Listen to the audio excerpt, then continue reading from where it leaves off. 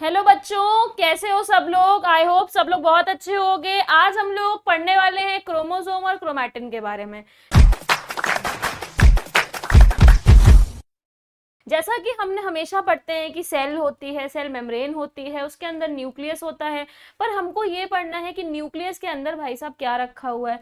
एक छुपी हुई चीज रखी है न्यूक्लियस के अंदर जो हर जनरेशन में पास हो रही है, that is transferring from one generation to another generation. तो ये ऐसी कौन सी चीज है जो हर जनरेशन में पास ऑन होती चली जा रही है, तो इसके बारे में आज हमको पढ़ना है।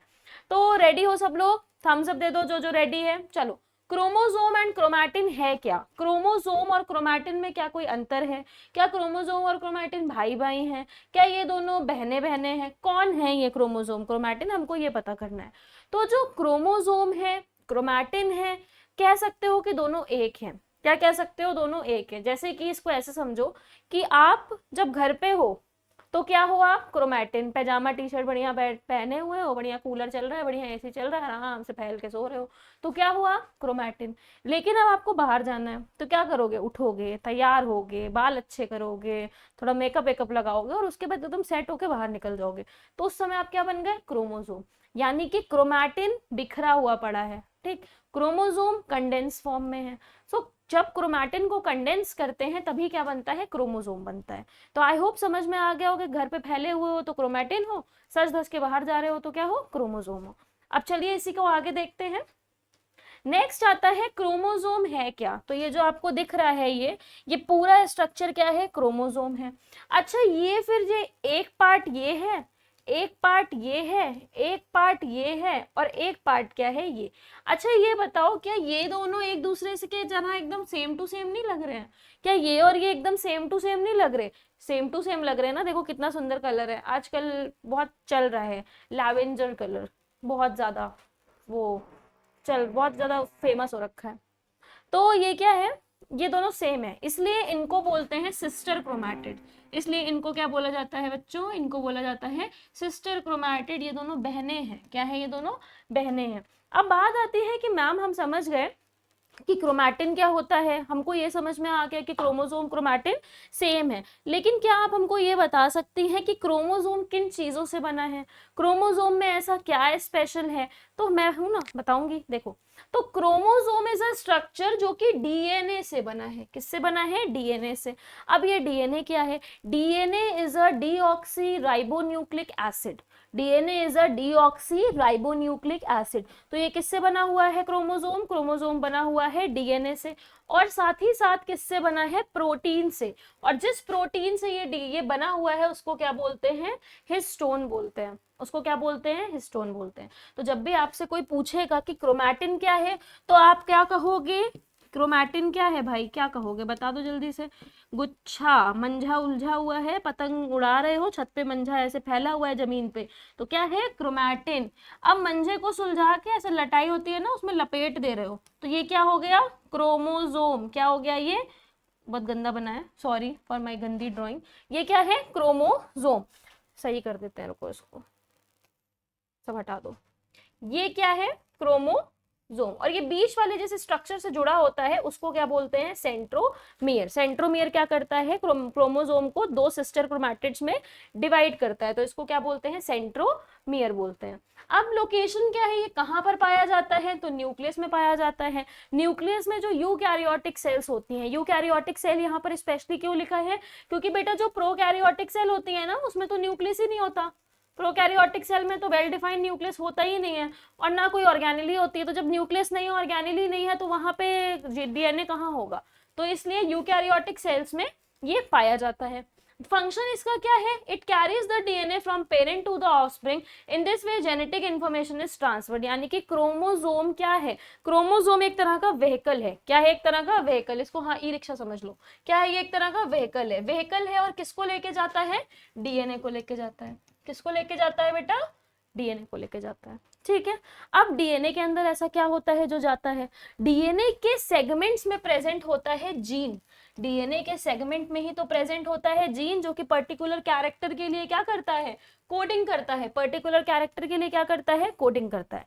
तो क्रोमैटिन समझ गए हम, क्रोमोसोम समझ गए, क्रोमोसोम किससे बना है, डीएनए से बना है, और एक खूबसूरत से सुंदर से प्रोटीन से बना है जिसका नाम है histone.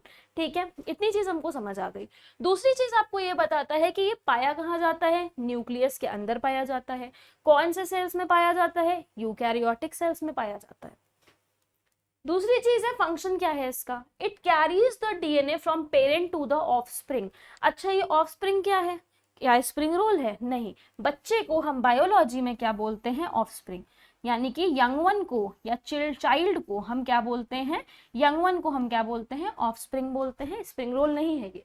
In this way genetic information is transfer, इस तरह से जो जेनेटिक इन्फॉर्मेशन है वो ट्रांसफर होती है from one generation to another. आगे देखो, तो आगे आपको बोल रहा है क्रोमोसोम के स्ट्रक्चर के बारे में बताया है। इसको आप रीड करोगे तो यहाँ पर आपको क्या बता रहा है, दिस इज सेंट्रोमियर, ये वाला जो आर्म है ये आपको शॉर्ट दिख रहा है और ये वाला आर्म कैसा है, लॉन्ग आर्म है। दूसरी चीज यहाँ पर क्या बता रहा है, ये देखिए यहाँ पर ये दो साथ में बना दिया है, सिस्टर क्रोमैटिड्स है। ये देखो लिखा भी हुआ है ऊपर कि ये क्या है, सिस्टर क्रोमैटिड्स है।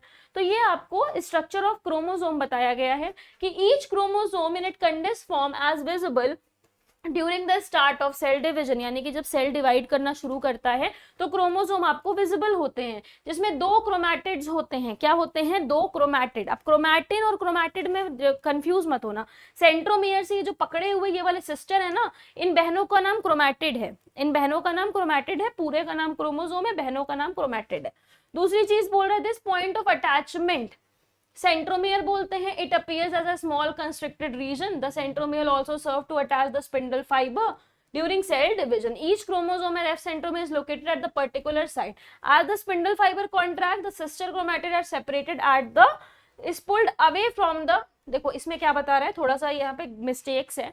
ये सेंट्रोमियर प्रेजेंट होता है ना, तो ये क्या करता है, सेंट्रोमियर बीच में होता है ताकि जब ये दोनों ऐसे दूर दूर जाए तो इक्वली ये डिवाइड हो सके, यानी कि ये दोनों बीच से क्या हो जाते हैं, अलग हो जाते हैं। जब सेल डिवीजन होता है तो ये दोनों बीच से क्या हो जाते हैं, अलग हो जाते हैं। ठीक है, जो कंडीशन आप पढ़ते हो ना, प्रोफेज, मेटाफेज, एनाफेज, टीलोफेज, तो ये वही वाली कंडीशन इसी की हेल्प से हो पाती है।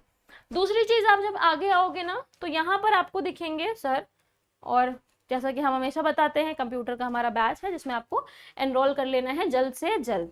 आईसीएससी कंप्यूटर बाय प्रतीक सर, और आपको जल्दी से इसमें क्या कर लेना है, एनरोल कर लेना है। ऑफर बहुत कम टाइम के लिए ही वैलिड होता है, तो जल्दी जल्दी सब लोग एनरोल कर लो, इंतजार किस बात का। चलो नेक्स्ट देखो, नेक्स्ट है क्रोमैटिन।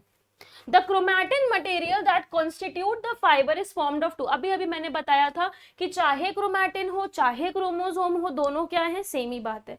चाहे आप घर में पड़े हो, चाहे आप तैयार होके निकल रहे हो, आप तो नहीं बदल जा रहे ना। ऐसा थोड़ी है कि आप क्या नाम है, घर में पड़े हो तो एकदम मतलब बिल्ली हो और बाहर निकल रहे हो तो इंसान बन जा रहे हो, ऐसा होता है क्या, नहीं। आप रहोगे तो ह्यूमन बीइंग ही ना। तो इसीलिए चाहे क्रोमैटिन हो चाहे क्रोमोसोम हो, बना तो सेम ही चीज से होगा। ठीक है, जैसे आपके दो हाथ हैं, दो पैर हैं, चाहे घर में नेकर टी शर्ट पहन के रहो चाहे बाहर निकल के सूट वूट पहन लो, तो उसी तरह यहाँ पर भी होता है। चाहे क्रोमोसोम हो चाहे क्रोमैटिन हो, बने तो दोनों डीएनए से होंगे और हिस्टोन प्रोटीन से होंगे। अब बात आती है कि कितना परसेंट डीएनए प्रेजेंट है और कितना परसेंट हिस्टोन प्रेजेंट है। तो 40% क्या प्रेजेंट होता है, डीएनए, और 60% क्या होता है, हिस्टोन प्रोटीन प्रेजेंट होता है। क्लियर है।